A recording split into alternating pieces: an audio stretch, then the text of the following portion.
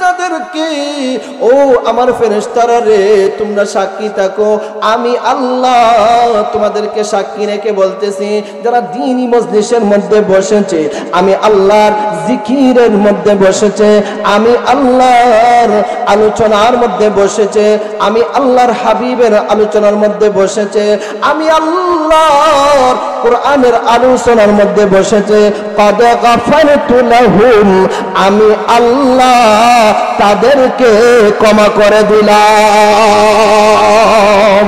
আল্লাহর নবী বিশ্বনবী সাহাবায়ে কেরামদেরকে বলেন, ও আমার সাহাবায়ে কেরাম, যদিও উপরের সামিয়ানা বাহ্যিকভাবে যদি ভিন্ন রকম হয়, জমিনটা যদিও বাহ্যিকভাবে মাটির হয়, আল্লাহর নবী বিশ্বনবী রাহমাতুল লিল আলামিন সাহাবায়ে কেরামদেরকে বলেন, আমার সাহাবীরা রে, যেখানে কোরআনের আলোচনা হয়, দ্বীনের মজলিস হয়, যেখানে আল্লাহ রাসূলের হাদিসের আলোচনা হয়, যেখানে আল্লাহ এবং তার রাসূলের কথা হয়, আল্লাহ পাক রব্বুল আলামিন সেই মজলিসকে জান্নাতের বাগান বলে সম্বোধন করেছেন।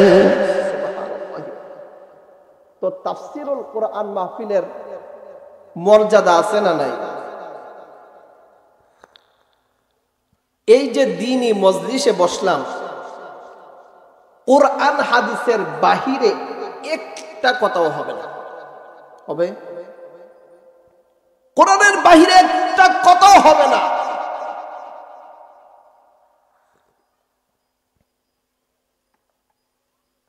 হাদিসের বাহিরে একটা কথাও হবে না।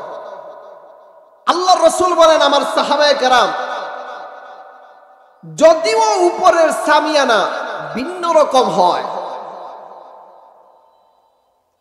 নিচ জমিন হয়, মাটির হয়, কিন্তু আল্লাহ এই দ্বীনি মজলিসকে, একত্রিত মাহফিলগুলোকে আল্লাহ জান্নাতের বাগান বলে সম্বোধন করেছেন। সুবহানাল্লাহি ওয়া বিহামদিহি।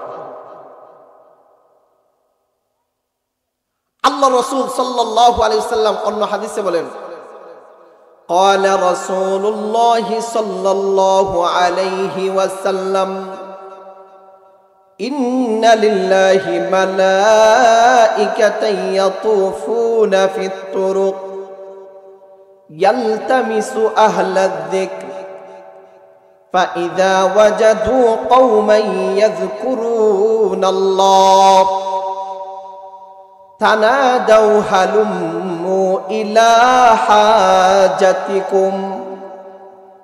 আল্লাহ নবী হাদিসের মধ্যে বলেন, আল্লাহ কিছু বিশেষ ফেরেশতা রয়েছে, ইয়াতুফুনা ফিত তুরুক, তারা জমিনের রাস্তা দিয়ে কি করে? হাঁটে। ইয়ালতামিসু আহলাদ যিকরি, এবং তারা জিকির করনেওয়ালাদেরকে মজলিস, যেই মজলিসে জিকির হয়,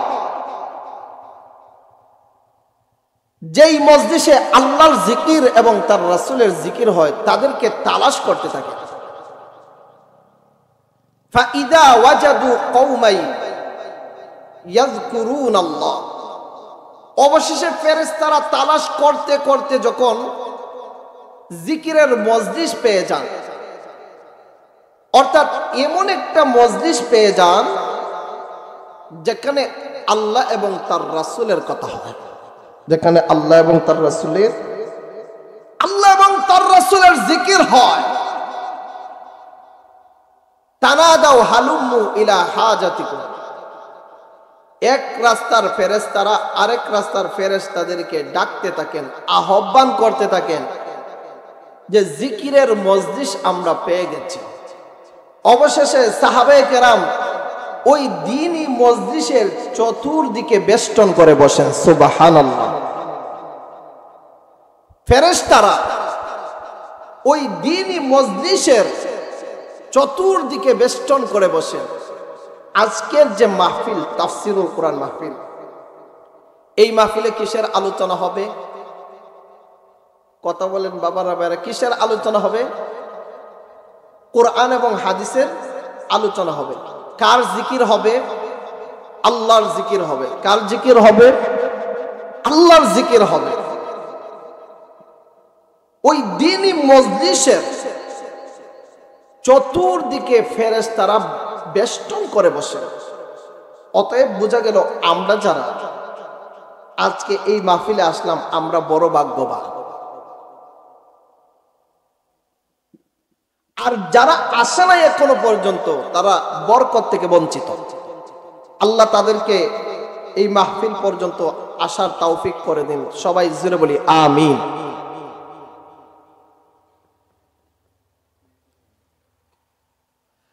আল্লাহর ফেরেশতারা শুধুমাত্র চতুর্দিকে বেষ্টন করেন না, আল্লাহ পাক রব্বুল আলামিনের ফেরেশতারা তারা তাদের পাঙ্খাগুলো বিছায় দেন। একজনের কাঁধের উপর আরেকজন পাঙ্খাগুলো বিছায় দিয়া ইলাস সামাঈদ দুনিয়া নিকটবর্তী আসমান পর্যন্ত যান। আল্লাহ পাক রব্বুল আলামিন ইয়াসআলুহুম রাব্বুহুম ওয়া হুয়া ফি আ'মালিহিম। আল্লাহ ফেরেশতাদেরকে জিজ্ঞাসা করেন মাযা ইয়াকুলু ইবাদি। আল্লাহ ফেরেশতাদেরকে জিজ্ঞাসা করেন ও আমার ফেরেশতারা রে, আমার বান্দারা ওই মজলিসের মধ্যে বসে কি বলতেছে, তারা কি বলা বলি করে? ফেরেশতারা বলেন আল্লাহ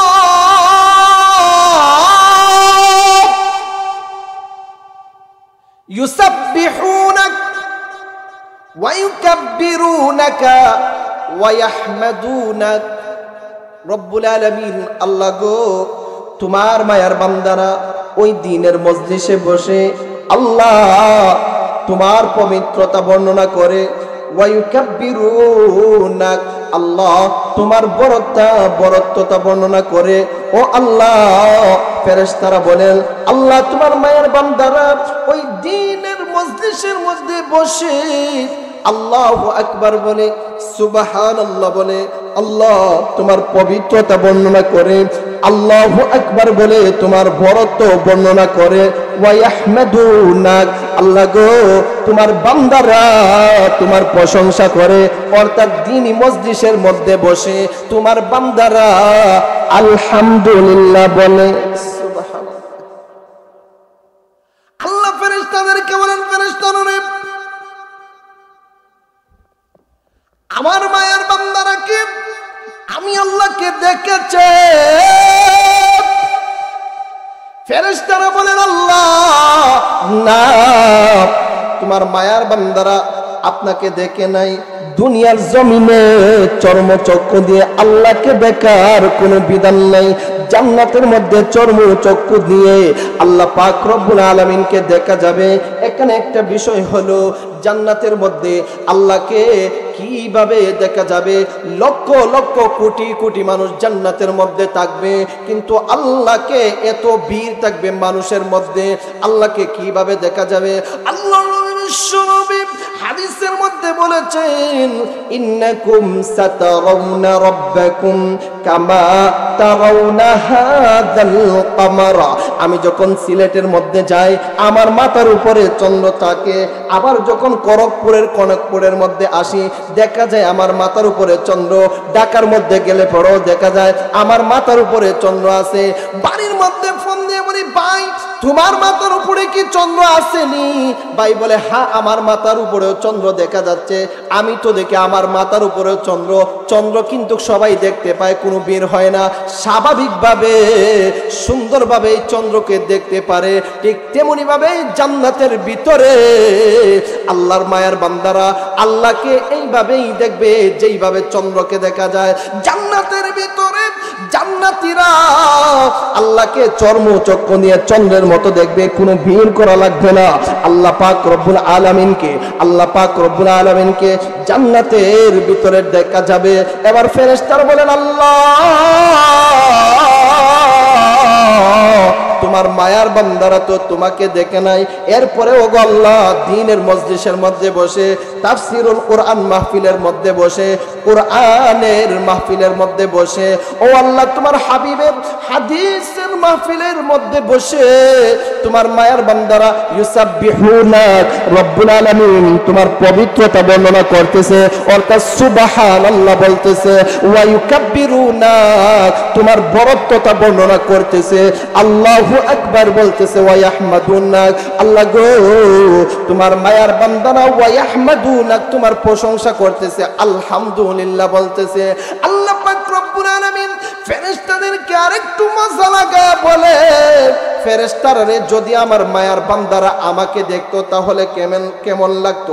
ফেরেশতারা বলেন, আল্লাহ গো তোমার মায়ার বান্দারা যদি তোমাকে দেখতো আমলের প্রতি নবী হয়ে যেত। সুবহানাল্লাহি ওয়া বিহামদিহি। তো আমরা যে তাফসীরুল কোরআন মাহফিলে আসলাম, তাফসীরুল কোরআন মাহফিলে আইসা বসলাম, আমাদের লাভ আছে না লস আছে? আর একটু জোরে বলেন, লাভ না লস? লাভ। তাফসীরুল কোরআন মাহফিলের মর্যাদা সম্মান আছে না নাই? আছে। ফেরেশতারা গিয়ে ফেরেশতাদেরকে নিয়ে আল্লাহ আকাশের মধ্যে একটা আসমানের মধ্যে আল্লাহ পাক রব্বুল আলামিন ফেরেশতাদেরকে নিয়ে মজলিস বসেন, আল্লাহর মায়ার বান্দাদের ব্যাপারে জিজ্ঞাসাবাদ হয়। আল্লাহ মজা লাগায় বলেন ফেরেশতাদেরকে, যদি আমার মায়ার বান্দারা দেখতো তাহলে কেমনটা না আমল করত? ফেরেশতারা বলেন, আল্লাহ যদি আপনাকে দেখতো আমলের প্রতি লোভী হয়ে যেত, আমলেই করত। এরপরে আল্লাহ বলেন ফেরেশতাদেরকে বলবেন, ও আমার ফেরেশতারা ওই দিনই মজলিসে বসে তাফসীরুল কোরআন মাহফিলের মধ্যে বসে আমার মায়ার বান্দারা কি চায়? আমরা এখানে আসলাম তো আল্লাহর সন্তুষ্টি আর জান্নাত, আল্লাহর সন্তুষ্টি আর জান্নাত। ফেরেশতারা বলেন, আল্লাহ তোমার মায়ার বান্দারা জান্নাত চায়। তোমার মায়ার বান্দারা কি চায়? জান্নাত চায়। আল্লাহ আবার ফেরেশতাদেরকে বলেন, আমার মায়ার বান্দারা কি জান্নাত দেখেছে? ফেরেশতারা বলেন, আল্লাহ না, তোমার মায়ার বান্দারা জান্নাত দেখে নাই।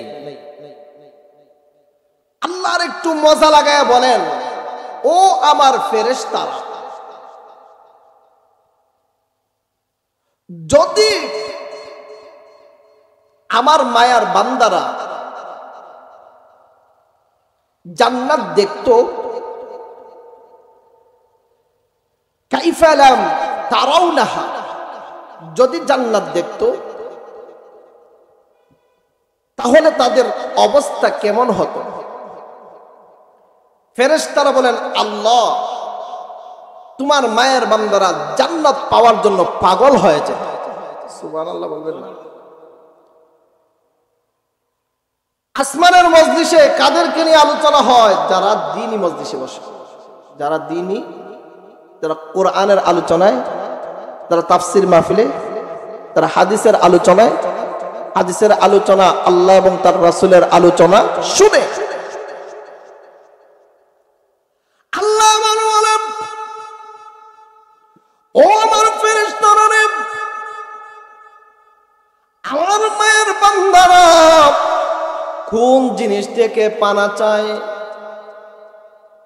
ফেরেশতারা বলেন, আল্লাহ গো তোমার মায়ের বান্দারা তো জাহান্নাম থেকে পানা চায়।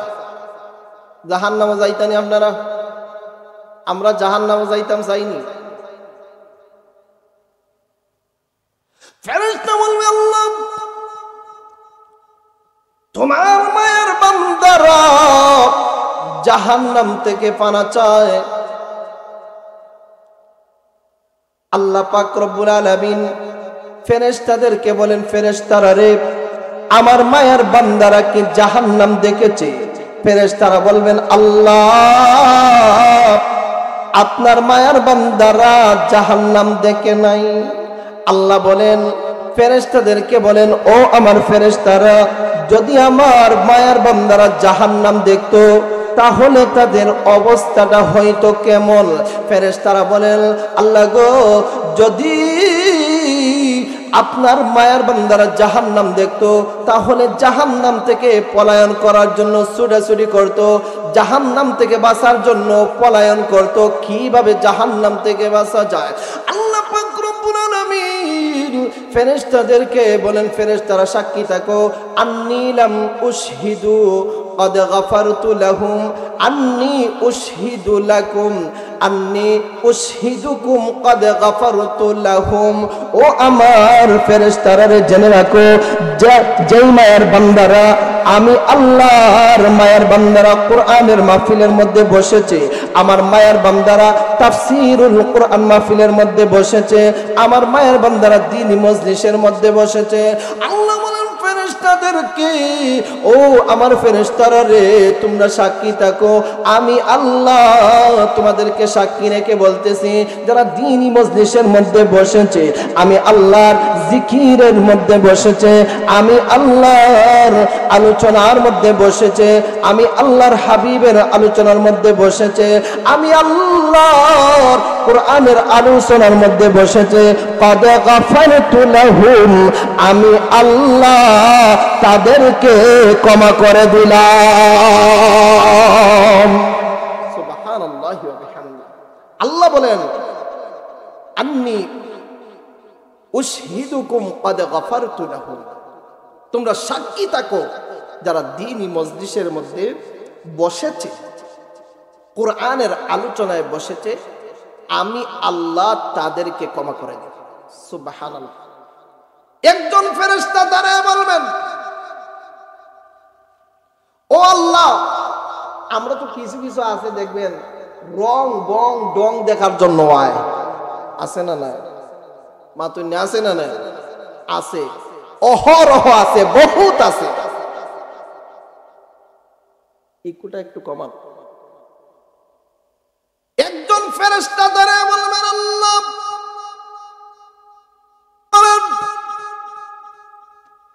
ও আমার ফেরেশতারা রে, আমি আল্লাহ যারা জিকিরের মজলিসের মধ্যে বসেছে, আমি আল্লাহর আলোচনা যেই জায়গার মধ্যে হয়, এই জায়গার মধ্যে যারা বসেছে, তাদের সোহবতে, তাদের বরকতে যারা শুধুমাত্র প্যান্ডেলের কর্নারে কর্নারে দাঁড়ায় চলে যায়, আল্লাহ বলেন, ফেরেশতারা রে, আমি আল্লাহ তাদেরকেও ক্ষমা করে দেয়। আরেকটু জোরে বলবেন না সুবহানাল্লাহ। তাফসীর মাহফিলে আয়েশা বসলে লাভ আছে না লস? লাভ আর লাভ। এই তাফসীর মাহফিল বিভিন্ন প্রকারের ভূমিকা রাখছে আজ সমাজের মধ্যে। আমি কয়েকটা উপকারিতার কথা বলি। এই তাফসীর মাহফিল সাধারণ পাবলিকের জন্য পাঠশালার মতো। কিসের মতো? পাঠশালা বুঝেন, দর্শের মতো। কিসের মতো? দর্শের মতো। হুজুর বলতেছেন, আপনারা শিখতেছেন। হুজুর বলতেছেন, আপনারা শিখতেছেন। এমনও বাবারা বাইরা আছে জীবনে কোরআন পড়েই নেই, আছে না? নাই। কিন্তু তাফসীর মাহফিলের সোহবতে কোরআনের কিছু তিলাওয়াত শুনতে পারে, আছে না? নাই। এমনও বাবারা রয়েছে, এমনও বাইরা রয়েছে, কোরআনের কথা জীবনেও শুনে নাই, হাদিসের কথা জীবনেও শুনে নাই, এর দ্বারে কাছেও নাই। কিন্তু দেখা যায় তাফসীর মাহফিল যদি হয়, তাফসীর মাহফিলের আয়োজন যদি করা হয়, এই মাইকের আওয়াজটা গড় পর্যন্ত গিয়ে পৌঁছতেছে। এই মাইকের আওয়াজে আল্লাহ এবং তার রাসূলের কথা শুনতে পারতেছে। তাফসীর মাহফিলের কারণে। কিসের কারণে? আমাকে বিষয়টা হচ্ছে তাফসীর মাহফিলের মর্যাদা, তাৎপর্য। শুনে কিনা শুনে না? সূরাতুল ফাতিহা শুদ্ধ করে পড়তে পারে না। সূরাতুল বাকারা থেকে দুটি আয়াত শুদ্ধ করে পড়তে পারে না। কিন্তু দেখা যায় তাফসীর মাহফিলের যদি আয়োজন করা হয়, হুজুর পড়তেছেন, সে শুনতেছে, হুজুর আছেন, জিজ্ঞাসাবাদ করলে বুঝতে পারবেন। যারা তিলাওয়াত করে আর যারা শুনে, সওয়াব দুই রকম না একরকম? সওয়াব কি ভিন্নতা না সমান? সব সমান না এর বেশি কম আছে? সমান। সূরাতুল বাকারার দুই আয়াত শুদ্ধ করে পড়ার মতো যোগ্যতা নাই, কিন্তু তাফসীর মাহফিল হলে হুজুর সূরাতুল বাকারা তিলাওয়াত করছেন, আপনি শুনছেন, হুজুরের যেই সওয়াব হবে আপনার সেই সওয়াব হবে। সুবহানাল্লাহ। তাফসীর মাহফিলের কারণে মানুষ ঈমানের পথে চলতে উৎসাহিত হয়। কিসের পথে? ঈমানের পথে চলতে উৎসাহিত হয়। দা চিনেননি? দা, আপনারা কি বলেন? দা, দা বলনি? দা, দা। এই দাকে যদি আপনি ব্যবহার না করেন জংকার ধরে, কথা বলেন ঠিক কিনা?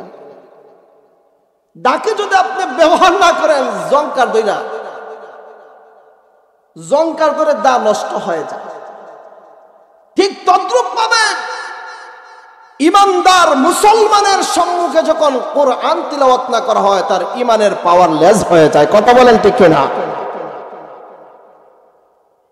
এই তাফসীর মাহফিলের সুবাদে কোরআন তিলাওয়াত হয়, ইমানদার মুসলমান তাফসীর মাহফিলে আইসা কোরআন তিলাওয়াত শুনে তার ইমানের সতেজতা বাড়ে, ইমানের স্বাদ বাড়ে। কথা বলেন ঠিক কিনা? তাফসীর মাহফিলের কারণে অনেক মুরব্বী বাবারা মাসআলা সম্পর্কে জীবনে শুনে নাই, কিন্তু দেখা যায় একজন ওয়াইজ বক্তা সাহেব, আলোচক, একটা নামাজের মাসআলার ব্যাপারে বললেন, এই মাসআলা আপনি জীবনে শুনেন নাই, কোন মসজিদের ইমাম সাহেবও বলেন নাই। আর আমরা তো এখন বড় নেতা, মসজিদের ইমাম সাহেবকে গিয়া যদি একটা মাসআলার কথা বলি, শরম হইব, মাতুন না, আমার ওয়াইফ নষ্ট হইব, আমার ইমেজ নষ্ট হইব। ইমাম সাহেবকে জিজ্ঞাসাবাদ করবে তো দূরের কথা, ফিতনা নিয়ে একটু করা যায়, এই চিন্তা বিক্রি তাকে আছে না নাই? মাতুন না আছে না নাই? তাফসীর মাহফিলের মাধ্যমে আল্লাহর এক বান্দা মাইকের মধ্যে আলোচনা করে, নামাজের মধ্যে, বৈঠকের মধ্যে, আত্তাহিয়াতু লিল্লাহি ওয়াস সালাওয়াতু ওয়াত তাইয়্যিবাত, এই তাশাহুদ পড়ার বিধানটা কি? এই কথাটা বললেন। তাফসীর মাহফিলের কারণে আপনি এই মাসআলার বিধান আপনি শুনলেন। তাফসীর মাহফিল যদি হইতো না, তাহলে আপনি শুনতেন না, ইমামের দ্বারে কাছেও আপনি যাইতেন না। কিন্তু তাফসীর মাহফিলের কারণে ওযুর ফরজ কয়টা? হুজুর বললেন ওযুর ফরজ 4টা। আপনি জীবনেও শুনেন নাই ওযুর ফরজ কয়টা, এবং কি কি জীবনেও জানেন না, কিন্তু হুজুর বলেছেন তাফসীর মাহফিলে আইসা, এক বক্তা সাহেব বলেছেন ওযুর ফরজ 4টা। আপনি শুনলেন, কি কি তাও শুনলেন, কিন্তু তাফসীর মাহফিলের সুবাদে এইগুলো শুনলেন, এর আগে জীবনে কখনো শোনেন নাই। এই তাফসীর মাহফিল সমাজের প্রত্যেকটা কাজ কর্মে ভূমিকা রাখছে। আজকে দেখেন, অতীতের ইতিহাস খুলে দেখেন, আগের যুবকরা সিনেমা নিয়ে প্রতিযোগিতা করতো, পাতুন না কেন? কথা বলেন ঠিক কিনা?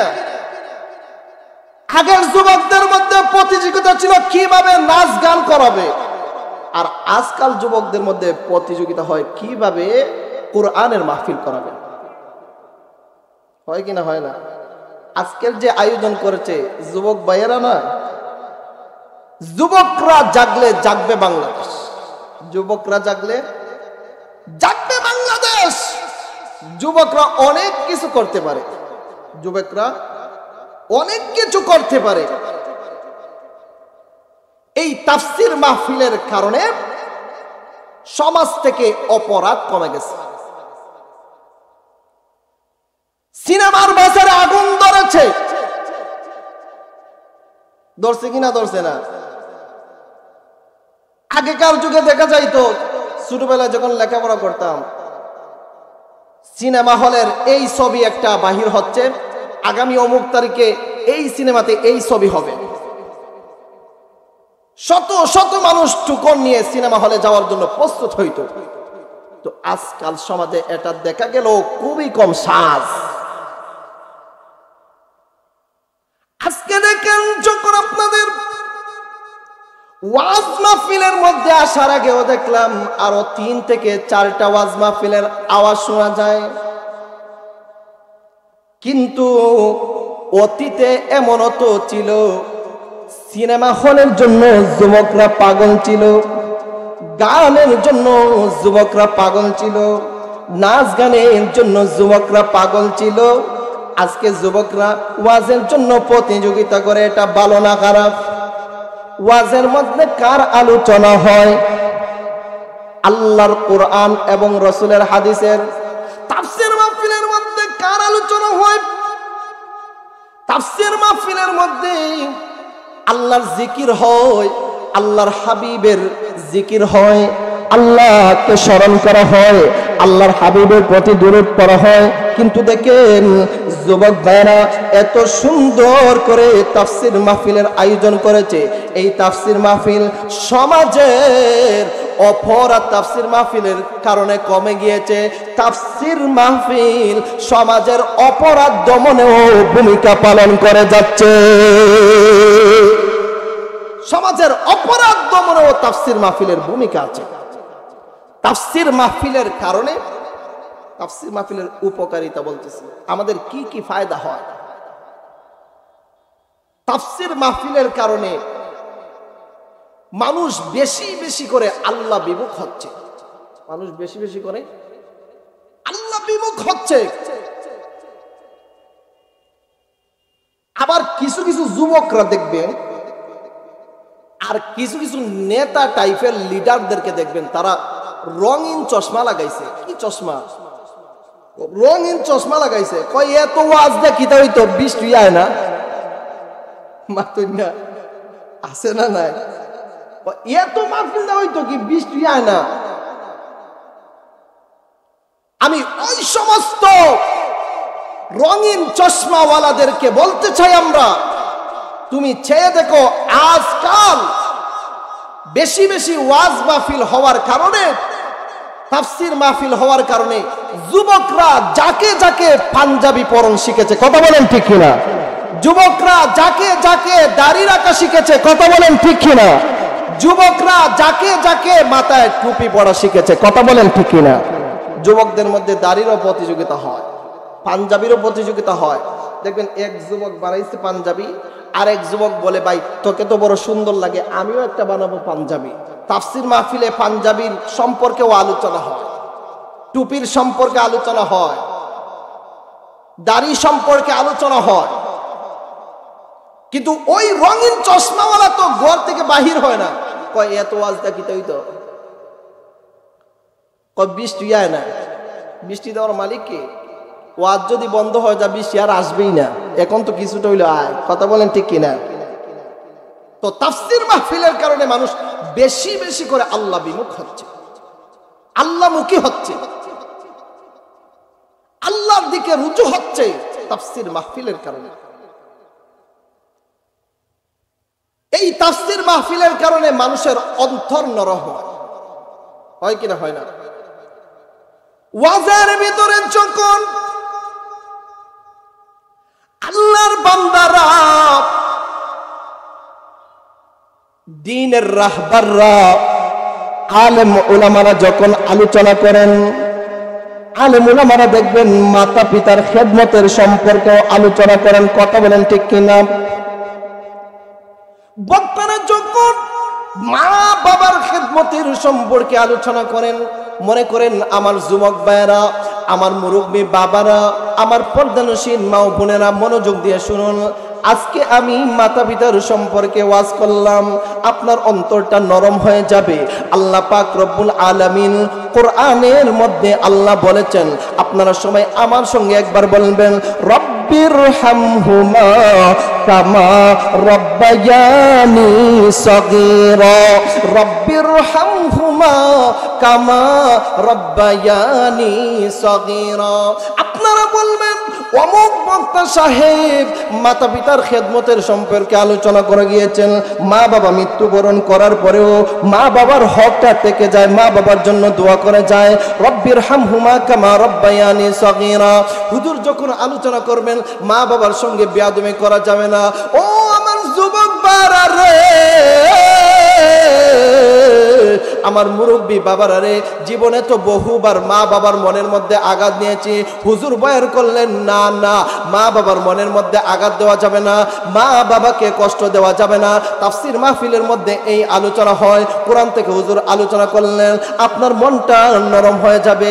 এমনও যুবক আছে তাফসীর মাহফিল থেকে বাড়ির মধ্যে গিয়ে মা বাবাকে জড়ায় ধরে আর পায়ের মধ্যে ধরে মা বাবার কাছে ক্ষমা চায় আছে না। এই তাফসীর মাহফিল এমন ভূমিকাও পালন করছে, দিল নরম হয়। কি নরম হয়? অন্তর নরম হয়।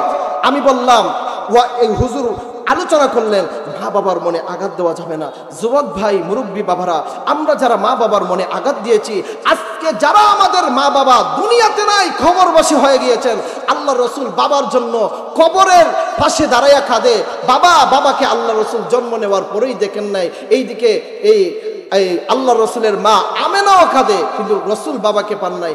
আমরা বাবা পেয়েও যারা আমরা বাবাকে আঘাত করেছি, আজ আমাদের বাবা যাদের নাই, এই আলোচনাটা যদি করি আপনাদের মন নরম হবে।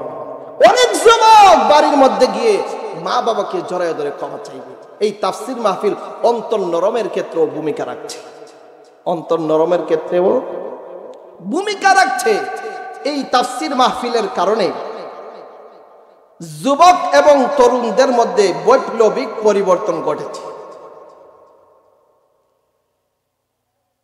কারেন্টের মতো পরিবর্তন, জটিল পরিবর্তন। আজকে সমাজে তাফসীর মাহফিল আছে বিদায়, আজকে সমাজে এই দ্বীনি মাজলিস আছে বিদায়, মানুষ গুনাহ থেকে সরে যাচ্ছে, মসজিদের দিকে যাচ্ছে। যদিও মসজিদের দিকে না যায়, কিন্তু গুনাহ করতে একটু হলেও ভয় পায়। কথা বলেন ঠিক কিনা? আর একটু জোরে বলেন ঠিক কিনা? গুনাহ করতে একটু হলেও ভয় পায়। যুবকদের মধ্যে দেখবেন এই যে প্রতিযোগিতা হয়, ওয়াজ মাহফিল, তরুণদের মধ্যে ওয়াজ মাহফিল। অনেক যুবতী বোনেরা আছেন, মা ও বোনেরা আছেন, রাত্রিবেলা ওয়াজ না বাজাইলে ঘুম আসে না। আছে না নাই? অনেক মেয়েরা দেখবেন বলে যে, হুজুর আমি অমুক হুজুরকে পছন্দ করি। একটা কথার কথা, অমুক হুজুরের বয়ান আমি খুব পছন্দ করি, সর্বসময় আমি শুনি। অনেক যুবক ভাইরা আছে দেখবেন বলে, হুজুর আমি অমুক হুজুরের বয়ান আমি শুনি, অমুক হুজুরকে আমি ফলো করি। কিন্তু তাফসীর মাহফিল যদি না হতো, যুবকরা, যুবতীরা, তরুণরা সিনেমা হলকে ফলো করতো। কথা বলেন ঠিক কিনা? এই তাফসীর মাহফিল যুবক, যুবতী, তরুণ, তরুণী, তাদের মধ্যে বৈপ্লবিক পরিবর্তন ঘটিয়েছে। এই ভূমিকাও তাফসীর মাহফিল করেছে, পালন করেছে। তাফসীর মাহফিলের মর্যাদা আছে না নাই? তাফসীর মাহফিলের সম্মান আছে না নাই? তাফসীর মাহফিল হলে লাভ আছে না নাই? আছে। এই তাফসীর মাহফিল সন্ত্রাস, জঙ্গিবাদ, সন্ত্রাস, জঙ্গিবাদ দমনেও ভূমিকা পালন করছে। সন্ত্রাস, জঙ্গিবাদের বিরুদ্ধে তাদের ব্যাপারে তাফসীর মাহফিলে আলোচনা হয় কিনা হয় না? আমরা যখন শুনি যে সন্ত্রাসী করা ঠিক না, জঙ্গিবাদী করা ঠিক না, অমুক হুজুরে আলোচনা করেছেন, কোরআন হাদিস থেকে আলোচনা করেছেন, তখন আমাদের মধ্যে একটা পরিবর্তন আসে। আসে কিনা আসে না? এই তাফসীর মাহফিল মাদক মুক্ত সমাজ গঠনেও ভূমিকা পালন করছে। মদে আসক্ত ব্যক্তিদেরকে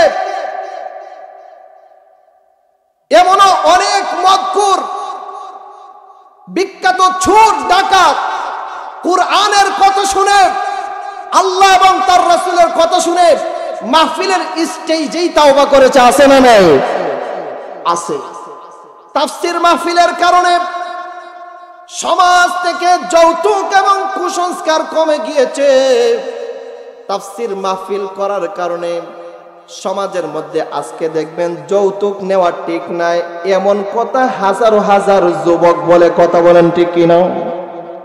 তাফসীর মাহফিল করার কারণে কুসংস্কার কমে গিয়েছে। কুসংস্কার দেখবেন মঙ্গলবারে যাত্রায় বাড়াইতে পারে না, শনিবারে পারে না, এমন মহিলাদের মধ্যে অভ্যাস আছে না নাই? কত ধরনের কুসংস্কার তাফসীর মাহফিলের মধ্যে যখন আলোচনাগুলো শুনে যে এইগুলো হলো কুসংস্কার, কুরআন হাদিসের ভিত্তিতে এইগুলো নাই, তো এই সমস্ত কুসংস্কার থেকে দমনেও, যৌতুক এবং কুসংস্কার দমনে তাফসীর মাহফিল জটিল ভূমিকা পালন করছে। কুসংস্কার আছে না নাই? মহিলাদের মধ্যে দেখবেন কুসংস্কার আছে, এইটা পারে না, সেইটা পারে না, অমুক জিনিস পারে না, অমুক জায়গায় যাবো পারে না, এইভাবে পারে না, এইবারে পারে না, সেইবারে পারে না। আর হুজুররা যখন আলোচনা করেন যে মাও বোন এটা কুসংস্কার, এটা পারে না, এই কথা বলা যাবে না, তখন কিছুটা হলো বুঝ আসে।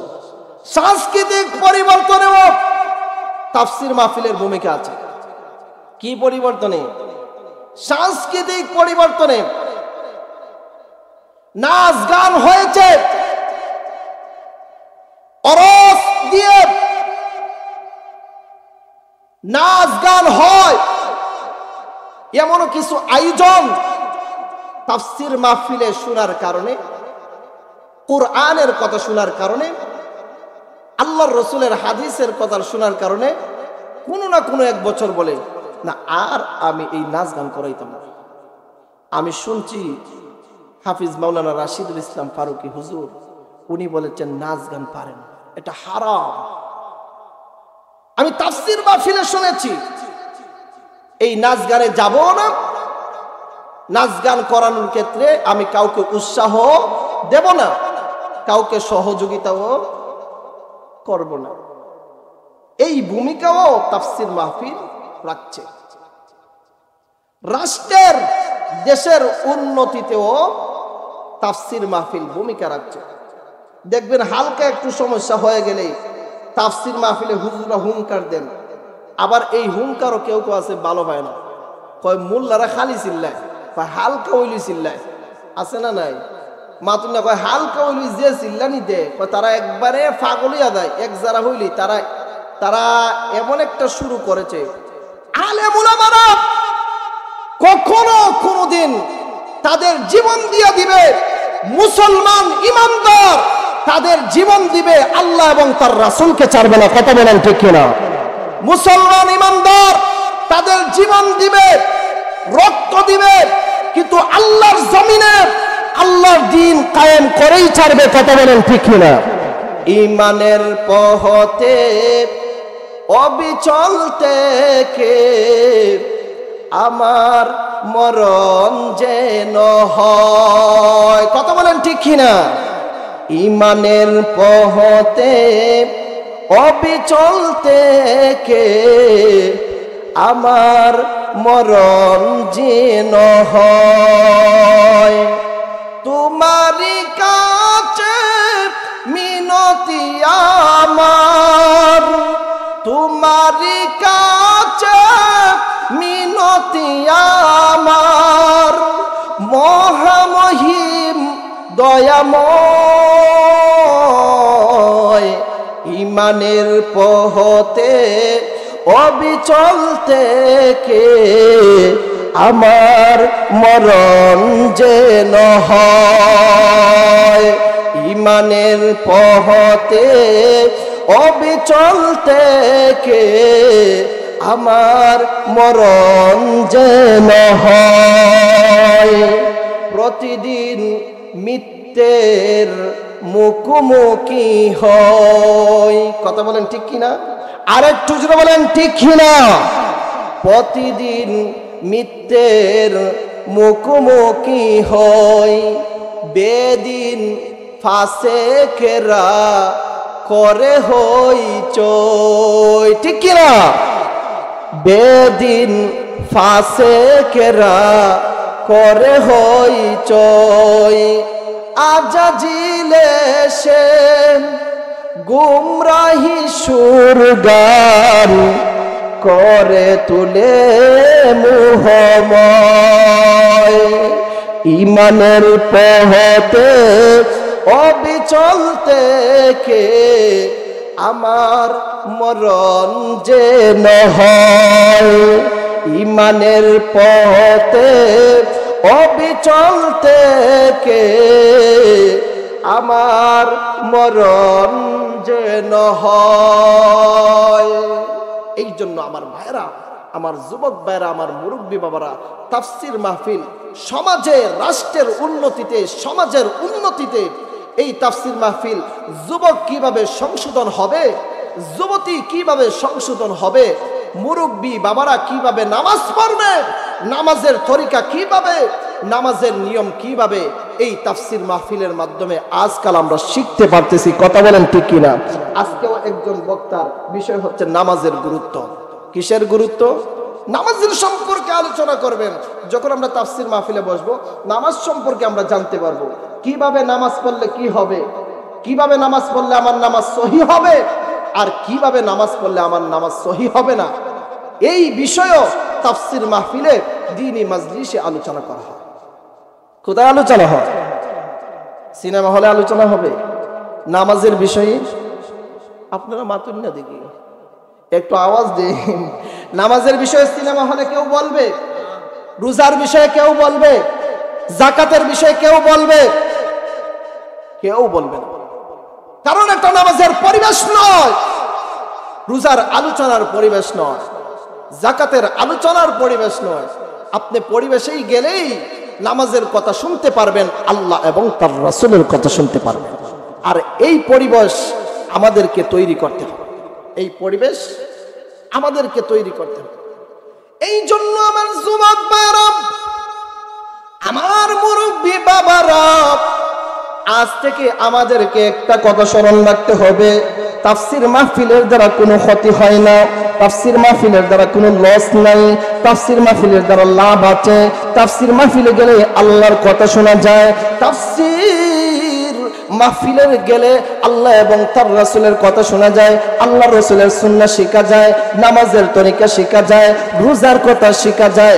সামনে আসতেছে রমজান মাস, আমি কিভাবে রোজা রাখবো, রোজার তরিকাটা কি, কিভাবে রোজা রাখলে সহি হবে, কোন জিনিস রোজার মধ্যে নিষিদ্ধ, দিনের বেলায় কি কি নিষিদ্ধ রয়েছে, আর কি কি আমি ব্যবহার করতে পারবো।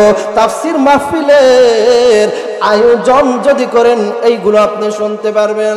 এই জন্য কখনো কোনোদিন বলবেন না কোরআনের মাহফিল ক্ষতিকর হয়ে যায়, বেশি বেশি কেন কোরআনের মাহফিল হয়, মেঘ বৃষ্টি আসে না, মুসল্লি নাই, এত ওয়াজ মাহফিল দিয়ে কি হইতো, এমন মানুষ সমাজে বললেওয়ালা আছে না নাই? আমার যুবক ভাইরা, আমার মুরব্বী বাবারা, লক্ষ্য করে দেখুন, আজ থেকে আমাদেরকে বুঝতে হবে, আমি যখন ওয়াজ মাহফিলের মধ্যে যাব, আমি ঈমানের পথে চলতে উৎসাহিত হবে। হুজুর যখন কোরআন থেকে আলোচনা করবেন, কোরআন থেকে হুজুর যখন তিলাওয়াত করবেন, আলিফ লাম মিম যালিকাল কিতাবু লা রাইবা ফীহি হুদাল লিল মুত্তাকিন আল্লাযীনা ইউমিনুনা বিল গায়বি ওয়া ইউকিমুনাস সালাতা ওয়া মিম্মা রাযাকনাহুম ইউনফিকুন। আমার মুরব্বী বাবারা, আমার যুবক ভাইরা, এই যে সূরাতুল বাকারা থেকে আমি 2 থেকে 3টি আয়াত তিলাওয়াত করলাম, যতটুকু সওয়াব হইল আমার, আপনাদেরও তেমন সওয়াব হইল। এই সওয়াবটা এমন মজলিসেই পাওয়া যায়, আর কোথাও পাওয়া যাবে না, নাচ গানের মধ্যে পাওয়া যাবে না, সিনেমা হলের মধ্যে পাওয়া যাবে না। তাফসীর মাহফিলের মধ্যে যখন আমি যাব, আল্লাহর কালামের তিলাওয়াত গুলো শুনবো। হুজুর যখন কালাম তিলাওয়াত করবেন, আমি কালামের তিলাওয়াত শুনবো। হুজুরেরও সওয়াব হইল, আমাদেরও সওয়াব হইল। তাফসীর মাহফিলে আসলাম, আমাদের অন্তরটা নরম হয়ে যাবে। মা বাবার সঙ্গে কেমন ব্যবহার, ভাই মায়ের সঙ্গে কেমন ব্যবহার, আত্মীয় স্বজনের সঙ্গে কেমন ব্যবহার, পাড়া প্রতিবেশীর সঙ্গে কেমন ব্যবহার। সুদ খাওয়া যাবে না, ঘুষ খাওয়া যাবে না, গুনার কাজের মধ্যে লিপ্ত হওয়া যাবে না। তাফসীর মাহফিলের মধ্যে এই আলোচনাগুলো যখন হবে আর আমি যখন শুনবো, আমার মধ্যে একটু একটু কিঞ্চিত পরিমাণ পরিবর্তন যদি আসে, যুবক ভাইদের মাহফিল আল্লাহ কবুল করবেন, সাথে আল্লাহ আমাদেরকেও কবুল করে নেবেন। সুবহানাল্লাহি ওয়া বিহামদিহি। তো তাফসীর মাহফিল জটিল ভূমিকা পালন করেছে সমাজে, রাষ্ট্রে। এই যুবক যুবতীর মধ্যে, ইমানদারের মধ্যে, মুসলমানের মধ্যে এমন ইতিহাস আছে, বিধর্মী কাফের বেঈমানরা তারা তাফসীর মাহফিলে কুরআন এবং আল্লাহ রাসূলের হাদিসের আলোচনা শুনে পালিয়ে এসে হুজুরের কাছে কালমা পড়ে মুসলমান হয়েছে। আছে না নাই? আরেকটু জোরে বলেন, আছে না নাই? তো আমাদের তাফসীর মাহফিলে কে সম্মান করার দরকার, এটার মর্যাদা আমাদের বুঝার দরকার, তার ইজ্জত, তার তাৎপর্য আমাদের বুঝার দরকার। আল্লাহর কুরআনের মর্যাদা যেমন, তাফসীর মাহফিলের মর্যাদা তেমন। কেন না? কারণ হলো এই তাফসীর মাহফিলে আল্লাহর কুরআনের আলোচনাই হয়। এই তাফসীর মাহফিলে আল্লাহর কুরআনের আলোচনাই হয়। আল্লাহ রাসূল সাল্লাল্লাহু আলাইহি ওয়াসাল্লাম হাদিসের মধ্যে বলেন, ক্বালা রাসূলুল্লাহি সাল্লাল্লাহু আলাইহি ওয়াসাল্লাম, সালাসুন তাহতাল আরশি ইয়াউমাল কিয়ামা, আল কুরআনু ইউহাজ্জুল ইবাদা লাহু যাহরু ওয়া বাতনু ওয়াল আমানা ওয়ার রাহিমু তুনাদি আলা মান ওয়াসালানি ওয়াসালাহুল্লাহ ওয়া মান কাতাআনি কাতাআহুল্লাহ। কঠিন কিয়ামতের ময়দানে আল্লাহর আরশের ছায়াতলে তিনটা জিনিস থাকবে। এর মধ্যে একটা হইল আল্লাহর কালামে মাজিদ, আল্লাহর আরশের নিচে থাকবে। এর অর্থ হলো আল্লাহর কালামে মাজিদ কঠিন কিয়ামতের ময়দানে আল্লাহর খুবই নিকটবর্তী থাকবে। আল্লাহর সঙ্গে আল্লাহর মায়ের বান্দাদের জন্য ঝগড়া করবে। কুরআন বলবে, আল্লাহ তোমার অমুক মায়ের বান্দা আমাকে মহাব্বত আর হক মেনে চলাফেরা করেছে, আমার হক অনুযায়ী চলাফেরা করেছে। রব্বুল আলামিন, রব্বে কারীম আল্লাহ তোমার মায়ের বান্দাকে জান্নাতের মধ্যে দিতে হবে। কালামে মাজিদ আল্লাহর সঙ্গে ঝগড়া করা শুরু করে দিবে। মুল্লা আলী কালী রহমতুল্লাহি আলাইহি তিরমিজি শরীফের হাদিস রিওয়ায়াতকে নকল করে উনি বলেন, কালামে মাজিদ কঠিন কিয়ামতের ময়দানে আমরা যারা আল্লাহর কোরআনকে ভালোবাসবো, আল্লাহর কোরআনকে যারা আমরা মানবো, আল্লাহর কোরআনের পরিপূর্ণ হক আদায় করব, আল্লাহর কোরআনের হক আদায় করে আমরা যখন চলাফেরা করব, আমরা আমাদের আমলকে সংশোধন করব, তাফসীর মাহফিলে এসে কোরআনের কথা শুনে আমরা যখন আমাদের জীবনকে পরিবর্তন ঘটাবো, নামাজের দিকে আমরা রুজু হয়ে যাব, মসজিদের দিকে রুজু হয়ে যাব, আল্লাহ পাক রব্বুল আলামিনের দিকে রুজু হয়ে যাব। কালামে মাজিদ আল্লাহ পাক রব্বুল আলামিনকে বলবে, আল্লাহ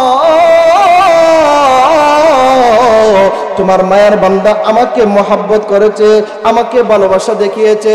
রব্বে কারীম গো, আল্লাহ তোমার মায়ের বান্দা পরিপূর্ণ হক আদায় করে আমার প্রতি আমল করেছে। আল্লাহ আপনার মায়ের বান্দাকে আপনি পোশাক দান করুন। আল্লাহ পাক রব্বুল আলামিন কালামে মাজিদের সুপারিশে আল্লাহ তাকে তাজ পরায়া দিবেন। আরেকটু জোরে বলবেন না সুবহানাল্লাহ। কালামে মাজিদের সুপারিশে আল্লাহ তাকে তাজ পরাবেন। এরপরে আবার আল্লাহর কোরআন বলবে, আল্লাহ তাকে পরিপূর্ণ পোশাক পরাইয়া দিন। আল্লাহ পাক রব্বুল আলামিন সম্মান এবং ইজ্জতের পোশাক পরাইয়া দেবেন। কোরআনের মর্যাদা দেখেন, কত কত কোরআনের মর্যাদা। আজকে আমরা কোরআনের কথা শুনি না, আজকে আমরা কোরআনের কথা মানি না, আমরা কোরআনের পথে আমরা চলি না, আল্লাহ এবং তার রাসূলের তরিকা আমরা মানি না, এই সিরাতাল মুস্তাকিম পথে আমরা চলতে চাই না। এই পথ থেকে আমরা বিমুখ হয়ে যাচ্ছি। এই পথে চলতে ফিরতে আমাদের ভাল লাগে না। কেন আমার যুবক ভাই, কেন আমার মুরব্বী বাবারা একটু চিন্তা করে দেখেন, আপনি তো মুরব্বী হয়ে গিয়েছেন, আপনার দাড়ি তো পেকে গিয়েছে, আপনি তো একদিন ইন্তেকাল করবেন, একদিন আপনি মৃত্যুবরণ করবেন, আপনাকে যেতে হবে, সময় আর নাই। কবরের পাসপোর্ট তৈরি হয়ে গিয়েছে, এখন শুধুমাত্র ভিসা আসবে আর আপনি কবর জগতে চলে যাবেন। কেন কোরআন থেকে আপনি গাফেল? কেন আল্লাহর রসুলের হাদিস থেকে আপনি গাফেল? রসুলের সুন্নাহ থেকে কেন আপনি গাফেল? আল্লাহ পাক রব্বুল আলামিনের স্মরণ থেকে, আল্লাহর জিকির থেকে আপনি কেন গাফেল? একটু চিন্তা করে দেখার দরকার আছে না নাই? আমাদের চিন্তা করার দরকার আছে না নাই?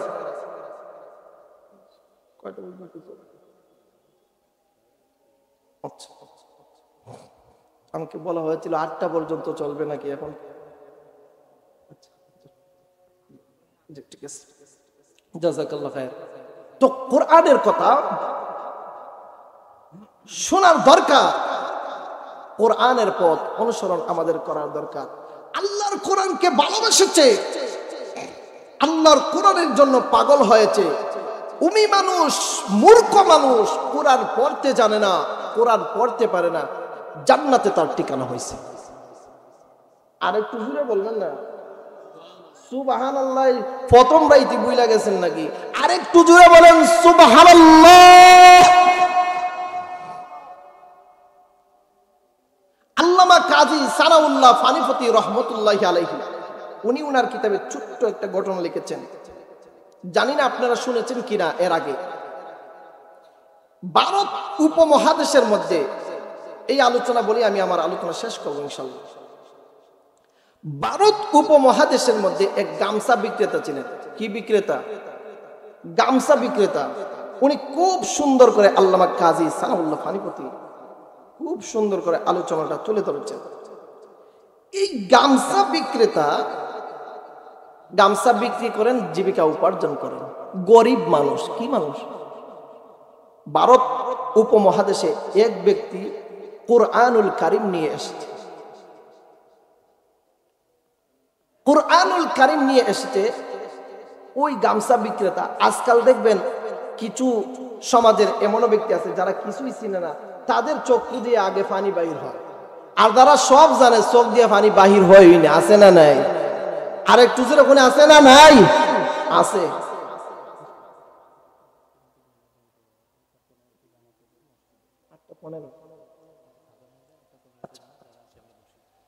আমরা যারা আছি বসি, 8:15 মসজিদে জামাত হবে, আর 8টায় আজান হবে। 8টায় আমি শেষ করে দেব, এরপরে 15 জামাত হবে। আপনারা কেউ উঠবেন না, আলোচনা শুনে 8:15 জামাত আদায় করলে অসুবিধা নাই তো? আলহামদুলিল্লাহ। তো উনি ওই কোরআনওয়ালাকে গিয়ে বললেন, ভাই এটা কি? উনি বললেন, এটা আল্লাহর কালাম। উনি বললেন, আমি কি নিতে পারবো? নিতে গেলে কিছু হাদিয়া লাগবে, রুপিয়া লাগবে। 3 টাকা। কয় টাকা? উনার কাছে আছে 2 টাকা। কয় টাকা আছে? 2 টাকা। ওই গামছা বিক্রেতা বাড়িতে গেলেন। উনি তো গরিব মানুষ। আমাদের গরিবদের দেখবেন পার্সোনালিটি সুন্দর সুন্দর পোশাক থাকে, এই পোশাক সারা বছরের জন্য রিজার্ভ করে রাখে। কোথাও মেহমানদারিতে গেলে পোশাকটা নিয়ে যাবে, কারণ সে তো আরেকটা পোশাক কেনার মতো ক্ষমতা নাই। এই জন্য স্বাভাবিক সুন্দর হোক বা বেশি সুন্দর হোক, এটাকে রিজার্ভ করে রাখে আলমিরা বা ট্রাঙ্কে। ওই ব্যক্তি আলমিরা ট্রাঙ্ক খোঁজাখুঁজি করে, একটা পোশাক পাইলেন, সুন্দর পোশাক। আল্লাহর কোরআনের প্রতি উনি আশেক হয়ে গিয়েছেন। ওই পোশাক নিয়ে উনি বাজারে আইসা লোকদেরকে বলতেছেন, আমার পোশাকটা যারা কিনবে আমাকে হালকা কিছু বিনিময় দেবে,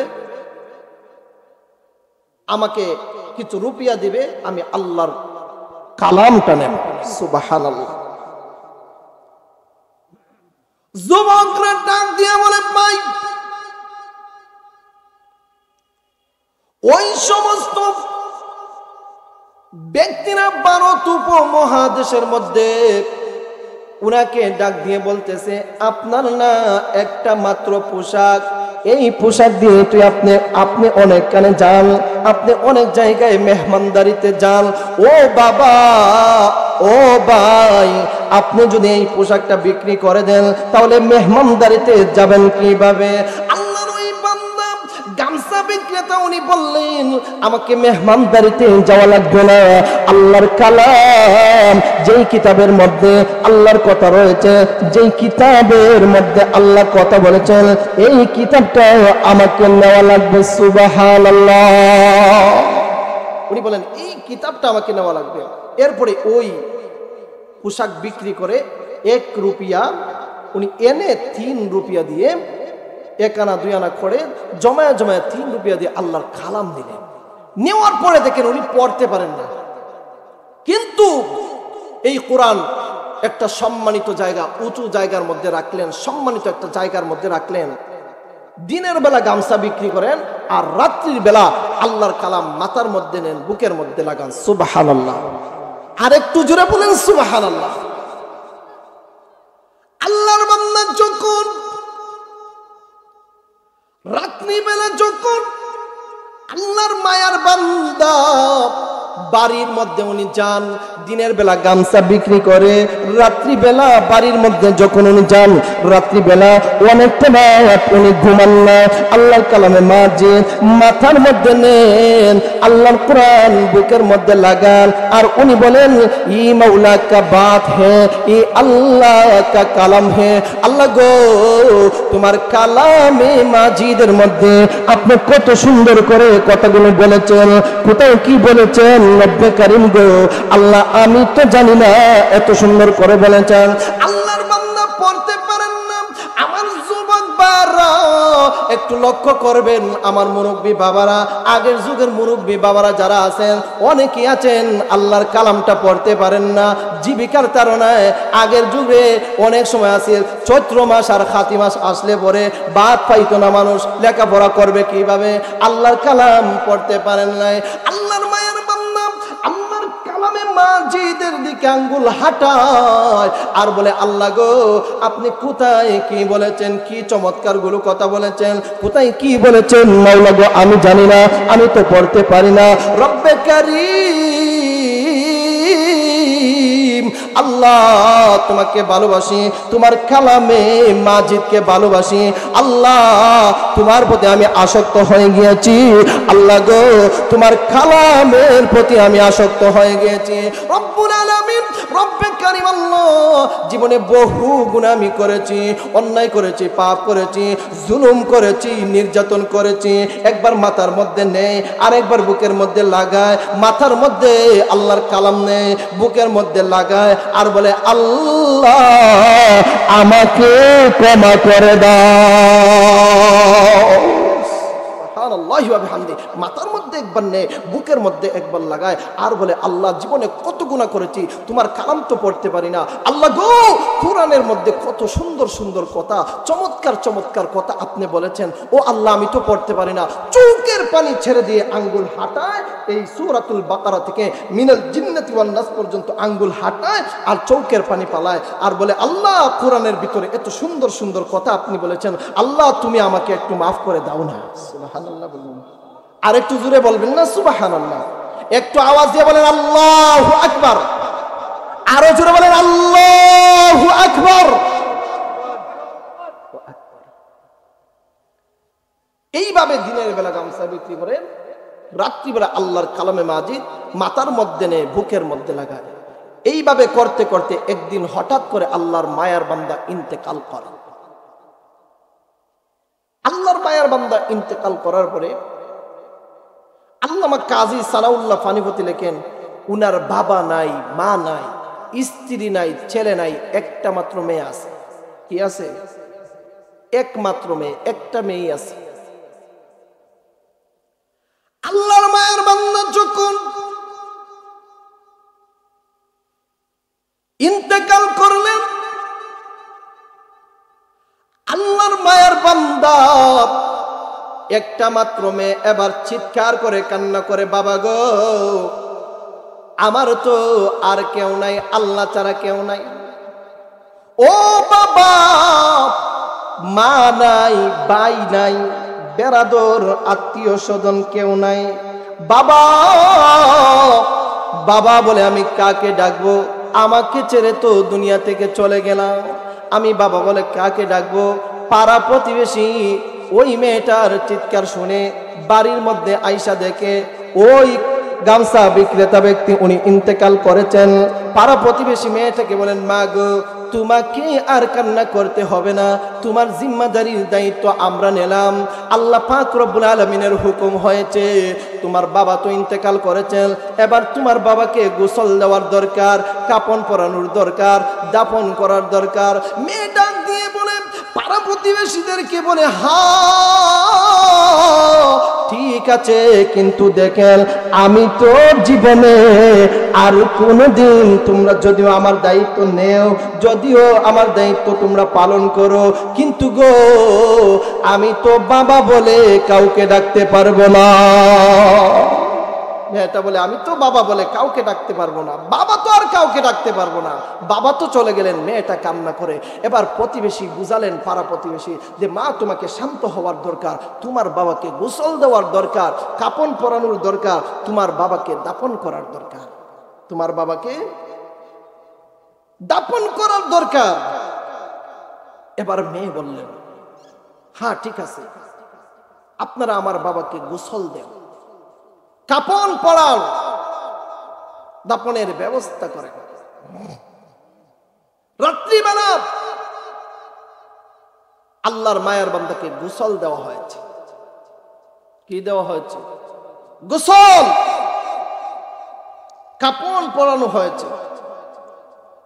আজকাল তো দেখবেন আলহামদুলিল্লাহ অত্যন্ত শুকরিয়ার বিষয়, গড়ে গড়ে আলিম হাফিজ পাওয়া যাচ্ছে, আলহামদুলিল্লাহ। এই কথাটাকেও অনেকে আর চোখে বলে, গড়ে গড়ে মোল্লা আর গড়ে গড়ে ফত্তাবার হইছে মাতুন্না আছে না নাই? গড়ে গড়ে মোল্লা হওয়া এটা শুকরিয়ার বিষয়, এটা সৌভাগ্যের বিষয়। এমনও জামানা ছিল অতীতে 3 গ্রাম মিলে একজন আলিম পাওয়া যায় না। মাতুন্না আর একটু জুড়ে বলেন। উনাকে গোসল করানো হয়, কাপন পরানো হয়, দাফন করবেন, জানাজা পড়ানো লাগবে না? জানাজার জন্য কেউ নাই, সবাই মূর্খ, জানাজার তরিকা জানা নাই, কে জানাজা পড়াবে? আর আলহামদুলিল্লাহ আজকাল নিজের বংশের মধ্যে একজন পাওয়া যায় জানাজা পড়ানোওয়ালা। অনেকের ছেলে, অনেকের ভাতিজা, অনেকের ভাই, অনেকের ভাগনা, অনেকের নাতি আছে, কেউ না কেউ আছে জানাজা পড়ানোওয়ালার যোগ্যতা রাখে, সে আছে না নাই? তাদেরকে সর্বসময় সম্মান করবেন, আলেম উলামাদেরকে ইজ্জত করবেন। তারা কুরআনের খাদেম, কুরআনের যেমন সম্মান, আলেম উলামাদের তেমন সম্মান। কথা বলেন ঠিক কিনা? দুনিয়ার টাকার ব্যাপারে কাউকে আপনার প্রয়োজন হতে পারে, ধনের ব্যাপারে কাউকে প্রয়োজন হতে পারে, তবে যেই ব্যক্তি টাকা দিতে পারবে, যেই ব্যক্তি আপনাকে ধন দিতে পারবে, সে কিন্তু আপনার আসল প্রেমিক নয়, আসল ভালোবাসার মানুষ নয়। আপনার বিপদের কাণ্ডারি হচ্ছে সেই আপনার আসাবা সূত্রীয় রক্ত সম্পর্কীয়, যে আপনার জানাজাটা পড়ায়া দেবে। জানাজা পড়ানোওয়ালা খেয়েও নাই, জানাজা খেয়ে পড়াবে। সকালবেলা পাড়া প্রতিবেশী সবাই ওই গামছা বিক্রেতার লাশকে নিয়ে একটা ত্রিমুখী রাস্তার মধ্যে গেছিল। মানে 3 মুখ দিয়ে রাস্তা আছে, 3 মুখ দিয়ে কি আছে? রাস্তা আছে। এই দিক থেকে একজন আসেন, এই দিক থেকে একজন আসেন, ওই দিক থেকে একজন আসেন, কিন্তু কেউ তো আর জানাজা পড়াতে পারে এই কথা তো আর বলে না। জানাজা কে পড়াবে? গামছা বিক্রেতা, আল্লাহর মায়ার বান্দা। হঠাৎ করে দেখা যায় ঘোড়ার উপরে আরোহণ হয়ে একজন ব্যক্তি আসতেছেন, উনার তুতায় দাঁড়িয়ে আছে, মাথায় রসুলের সুন্নাহ টুপি আছে, পাঞ্জাবি আছে। সুবহানাল্লাহ বলেন। এলাকার সময় ওই ব্যক্তির কাছে গিয়ে বললেন, ভাই আপনার মাথার মধ্যে টুপি আছে, তুতার মধ্যেও দাঁড়িয়ে আছে, পোশাক রসুলের সুন্নাহর লেবাস আছে, আপনি মনে হয় জানাজা পড়াতে পারবেন? ওই ব্যক্তি বললেন, আমি জানাজা পড়াতে পারি, তবে পারবো না। কেন পারবো না? আমি সরকারি ডিপার্টমেন্টের মধ্যে চাকরি করি, আমার ওই টাইমের ভিতরে ডিপার্টমেন্টের চাকরির মধ্যে যদি না যাই গো, তাহলে আমার চাকরিটা ক্যান্সেল হয়ে যাবে। এলাকাবাসী সবাই বললেন, ও ভাই আপনি জানাজাটা পড়ায় যান, আপনার ব্যাপারে আপনার ওই ডিপার্টমেন্টের মধ্যে গিয়ে আমরা সুপারিশ করব। আমাদের জানাজা পড়ানোওয়ালা কেউ নাই। আল্লাহর মায়ের বান্দা গুড়া থেকে নামলেন, নামার পরে জানাজার জন্য সবাই প্রস্তুত হইলেন। আল্লাহর মায়ের বান্দা জানাজার নামাজ পড়াইলেন। এবার আমার মুরব্বী বাবারা, যুবক ভাইরা, ওই আল্লাহর মায়ের বান্দাকে কবরে নামানোর নিয়ম তরিকা আছে না নাই? কবরে নামানোর নিয়ম তরিকা আছে না নাই? বিসমিল্লাহি ওয়া আলা মিল্লাতি রাসূলিল্লাহ, এই শব্দটা অনেকে পারে না, হাজার হাজার মানুষ আছে। মিনহা খালাকনাকুম ওয়া ফিহা নুঈদুকুম ওয়া মিনহা নুখরিজুকুম তারাতান উখরা। আল্লাহর কালামে মাজিদের এই আয়াতটা কবরে যাওয়ার পরে লাগে। এই আয়াতটা লক্ষ লক্ষ মানুষ আছে পারে না। কথা বলেন ঠিক কিনা? আল্লাহর মায়ের বান্দাকে এবার ধরা হয়েছে, ভাই আপনি কবরের মধ্যে লাশটাকে নামায় দিয়ে যান, পশ্চিম দিকে মুখ দিতে হয়। কবরের মধ্যে লাশ নামানোর নিয়ম তরিকা রয়েছে, কিন্তু দেখা যায় আল্লাহর মায়ের বান্দাকে এলাকাবাসী সবাই ধরলেন, উনি কবরের মধ্যে লাশটাকে নামাইলেন। নামানোর পরে এলাকাবাসী সবাই বলে, ও ভাই আপনি কোন ডিপার্টমেন্টের মধ্যে চাকরি করেন, আমাদেরকে একটু আপনি বইলা যান। আল্লাহর মায়ের বান্দা উনি বলেন, এলাকাবাসী গো, আমি পুলিশ ডিপার্টমেন্টের মধ্যে চাকরি করি। আল্লাহর মায়ের বান্দা বলতেছেন, পুলিশ ডিপার্টমেন্টের মধ্যে চাকরি করি। আমাদের বাংলাদেশে, আমাদের দেশে আজও পর্যন্ত এমন শত শত পুলিশ রয়েছে, ডিউটির সময় তাদের ড্রেস লাগায়, ডিউটি শেষ পাঞ্জাবি টুপি লাগায় দাঁড়িয়ে আছে। কথা বলেন ঠিক কিনা? আর একটু জোরে বলেন ঠিক কিনা? আছে। উনি গেলেন ওনার পুলিশ ডিপার্টমেন্টের চাকরির মধ্যে গিয়ে ঢুকবেন। এখন অনেক কোম্পানিতে, অনেক চাকরিতে ঢুকতে যাইয়া আইডেন্টি কার্ড লাগে, টোকেন লাগে, আছে না নাই? ওনার যে টোকেন, উনি দেখেন পকেটে হাত দিয়ে ওনার টোকেন নাই। দারোয়ানকে থেকে ঢুকবেন, দলিল নাই, কি নাই, জায়গার বাপের নাম গীতা, কাগজ দানি মাতুন না, দলিল নাই, আপনাকে ঢুকানো যাবে না। ওই যুবক মনে মনে ভাবলেন, কোন যে বিপদে পড়লাম রে, জানাজা পড়াইয়া আর দাফন কইরা কোন বিপদে পড়লাম। আমার তো এখন আইডেন্টি কার্ড, টোকেন নাই, টোকেন পড়ে গেছে। এলাকাবাসী সবার কাছে আইসা বললেন, আমার পকেটে একটা টোকেন ছিল, আপনারা কেউ কি পেয়েছেন? এলাকাবাসী সবাই বলে, না আমরা কেউ পাই নাই। উনি মনে মনে ভাবলেন, আমি যে লাশ নামিয়েছিলাম কবরে, মনে হয় পড়ে গেছে, মনে হয় পড়ে গেছে।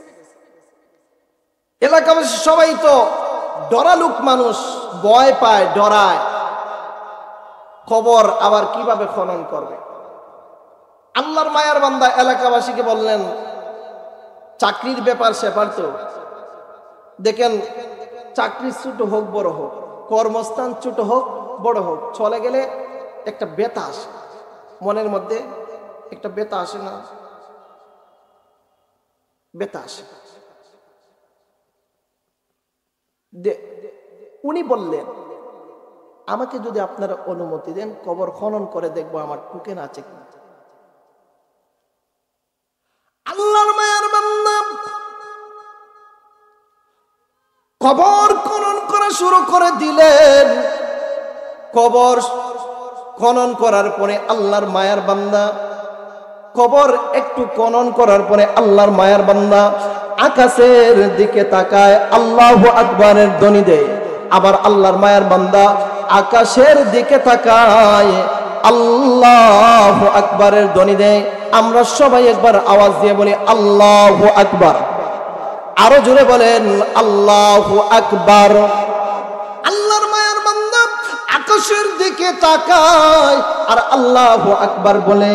এবার এলাকাবাসী, ওই পুলিশ ডিপার্টমেন্টের চাকরিজীবীকে এলাকাবাসী বলেন, ভাই গো, আপনি না বলেছিলেন আপনি কবর খনন করবেন, এবার কেন আপনি কবর খনন করে আর কবর খনন করতেছেন না?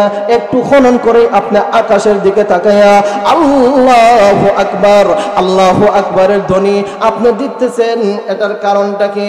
আল্লাহর মায়ার বান্দা বললেন, এই কথা আমি পড়ে বলবো, আমার টোকেন আছে কিনা এই কথা আমি পড়ে বলবো। আল্লাহু আকবার কেন দিয়েছি?